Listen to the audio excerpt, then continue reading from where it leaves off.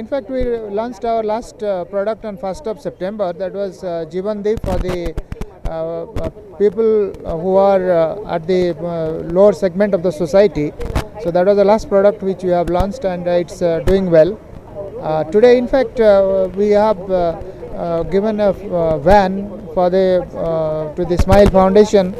This is a medical van which has been well equipped with the medical facilities. It will go to the benefit of the underprivileged. That's LIC is always in the forefront for supporting the cause of the society, and this is one step towards that.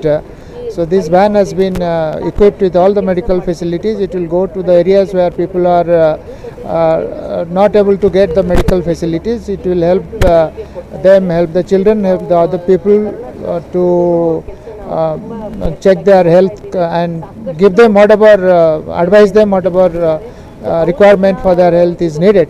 So this is a good step for that, and the Smile Foundation is going to do that. We have donated it to the Smile Foundation. Through them we will be reaching out to the society.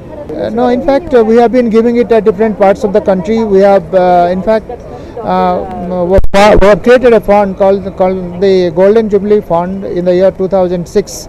From which we have been supporting the cause of the society at different parts of the country for different purposes. It is for health, for education, for other social developmental purposes. We have been supporting the cause of the society, and from this fund we have been able to do that.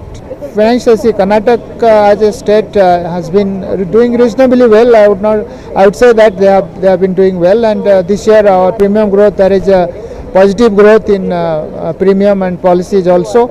So we are very hopeful that Karnataka will do much better in the days to come, and this second half of the year is very important, and Karnataka responds very well, and I am sure it will happen in a big way, and we will achieve our goals. Whatever we have fixed for the state, we will achieve it. Future, in fact, we are honestly looking at how quickly we can open a zone here. That's what is our future plan, so that people of Karnataka can be benefited.